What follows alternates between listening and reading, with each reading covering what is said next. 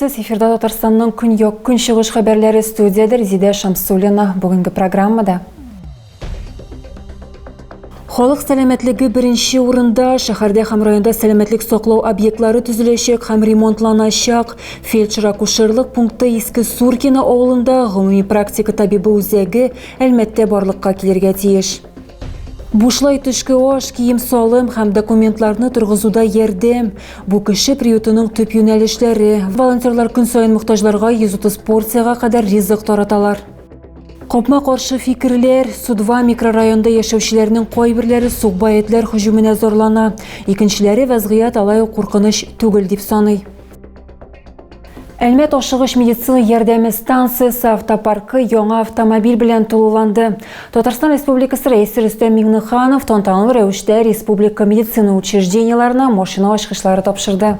Барлыгы Татарстанда җитештерелгән 50 автомобиль тапшырылган. Нефтьбаш каласына В-класслы автомобиль җибәрделәр. Ул заманча җиһазландырылган, бу пациентларга юлда ук тиешле ярдәм күрсәтергә мөмкинлек бирәчәк. Хәерле сәгатьтә машиналар яхшы эшләсен. Үзегезне саклagыз, исән сау булыгыз. Әлмәттә һәм районда сәламәтлек саклау объектлары төзеләчәк һәм ремонтланачак. Фельдшер-акушерлык пункты Иске Суркина авылында гомуми практика табибы үзәге әлмәттә барлыкка килергә тиеш. Моннан тыш гамәлдәге 15 медицина учреждениесына капиталь ремонт ясау планлаштырылган. Адреслар исемлеген экранда күрсәтелгән QR-код буенча күчеп белеп була. Алар арасында ФАПлар, гомуми практика табиблары бүлеге һәм участок хастаханәсе бар. Шулай ук 21 фельдшер-акушерлык пунктында сөт кухнялары яңартылачак. Анда җиһазлар урнаштырачаклар һәм кайбер урыннарда тәрәзәләрне алыштырырга һәм эчке бизәлешне яңартырга телиләр. Февраль ахырына Алексеевск-Әлмәт трассасы буенча бары тик түләүле генә йөрергә мөмкин булачак. Хәзерге вакытта түләү алу җайланмалары сынала. Автомобиль юлы ачылганнан бирле аның белән 102 меңнән артык транспорт чарасы файдаланган. 6 гыйнвар көнне бу трасса буенча иң күп машина узган, барлыгы 6482. Юл йөрү бәясе декабрь азагында Татарстан Республикасы Министрлар кабинеты тарафыннан расланган иде. Шулай итеп, җиңел автомобильләр белән Алексеевскидан Әлмәткә бару 653 сумга төшәчәк. Әлмәттә тагын бер кеше газ колонкасы янындагы шлангларны бутаган. Бу юлы су Төзүчеләр проспектындагы 45-нче йортта газ трубаларына эләккән. Әлеге фатирда плите һәм су җылыту колонкасына соңгы техник хезмәт күрсәтү 1 ел ярым элек башкарылган. Җиһазларны үз белдегең белән урнаштыру нәтиҗәсендә фатир газ белән тәэмин ителүдән өзелә. Кызганычка каршы мондый очраклар сирәк түгел. Шушы көннәрдә генә охшаш очрак Пушкин урамы 39-нчы йортта да булды. Су һәм газ шланглары үз урыннарында түгел иде.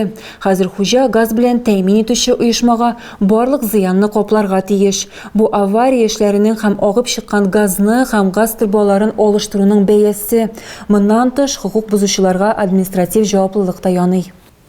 Урсалы балалар бакчасында тәрбияләнүчеләр чын танк командиры белән очраштылар. Набик кушаматлы сугырчы ялда булганда 2 әзерлек төркеме балаларына махсус хәрби операция зонасында хезмәт итүе турында сөйләде. Настоящий военный. 100% настоящий. Шахада. У меня даже фотки есть оттуда. Балаларның сораулары күп иде. Теремок балалар бакчасы тәрбияләнүчеләре махсус хәрби операцияның нәрсә икәне турында белештеләр һәм шулай ук сугырчыларны нәрсә белән ашатулары, нинди танкларда йөрүләре һәм курку хисе кичерәләрме икәнлеге турында кызыксындылар. Почему вы танки воюете? Ну, сначала я ездил на 372, сейчас уже стою на должности командир танка 62.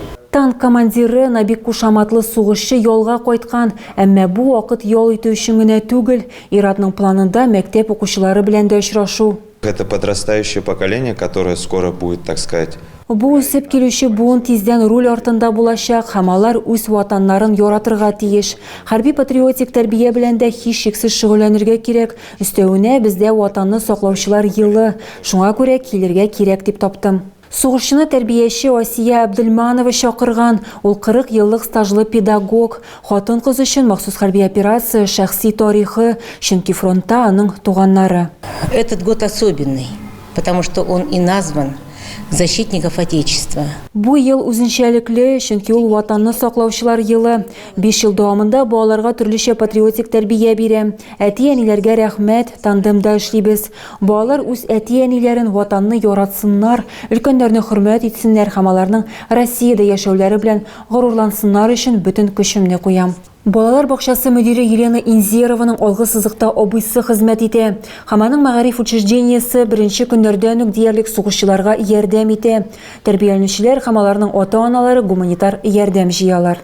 У нас очень активно участвует детский сад. Бездә балалар бакчасы бик актив катнаша, чөнки хезмәткәрләрнең ирләре һәм балалары шунда. Без аларны күрүгә бик шат, безнең барлык хезмәткәрләр дә анда булган егетләргә рәхмәтле. Махсус хәрби операциядә катнашучы белән очрашуга балалар концерт программасы әзерләде. Шигырьләр сөйләделәр, җырлар җырладылар, биеделәр.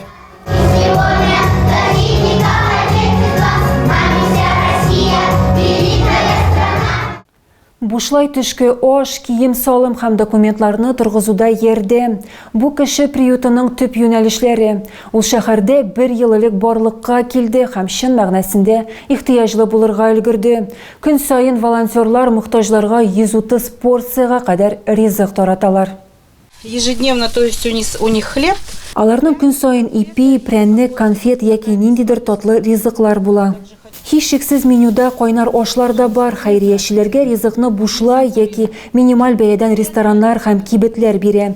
Мохтаҗларга гади әлмәтлеләр дә ярдәм итәргә тели. Вот одна женщина принесла. Бер хатын-кыз 3 тартма какао алып килгән. Бездә ярдәм итәргә теләүче кешеләр бик күп. Һәм бу ярдәм чыннан да кирәк. Тәүлеклек ризык артыннан зур чират җыела. 1 сәгать эшләү дәверендә волонтерлар көн сайын 80-нән 130 порцияга кадәр өләшәләр. Кайбер әлмәтлеләр өчен кеше приюты исән калу өчен бердән-бер мөмкинлек булып тора. Мне это необходимо. Мой доход минимальный.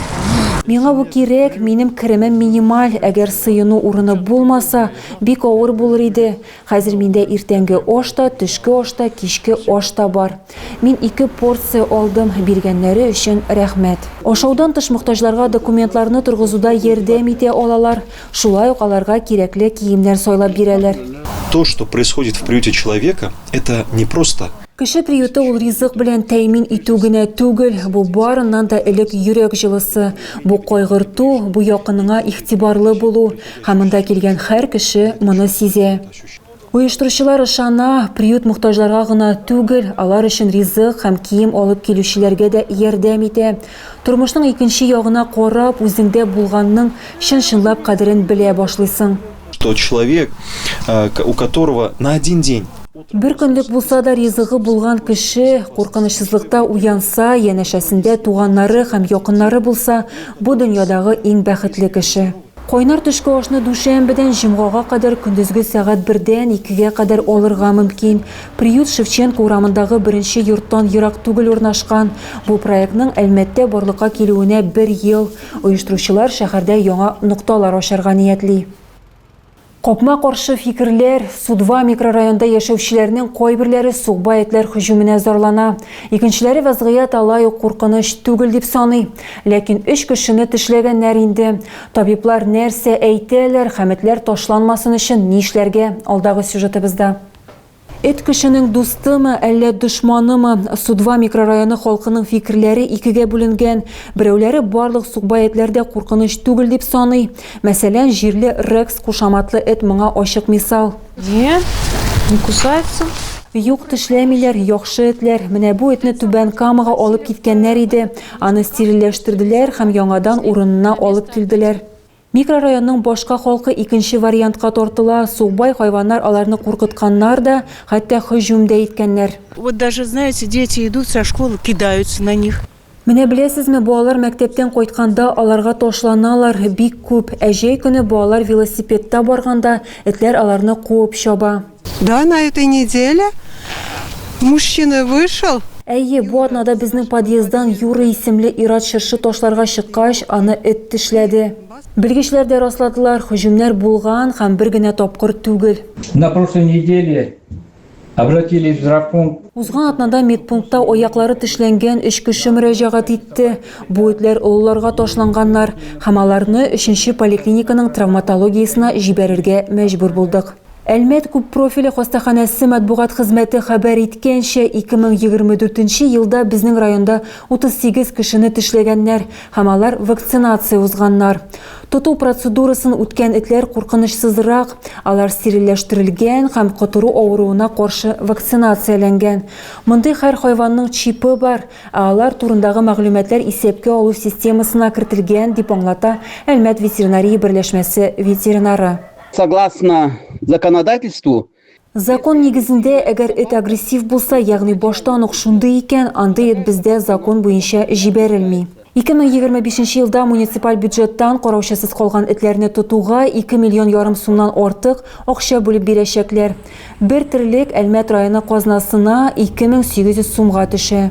Әгәр сезгә сукбай эт яки бер өер этләр очраган икән, кинологлар иң мөһиме үзеңне тыныч тотарга киңәш итә.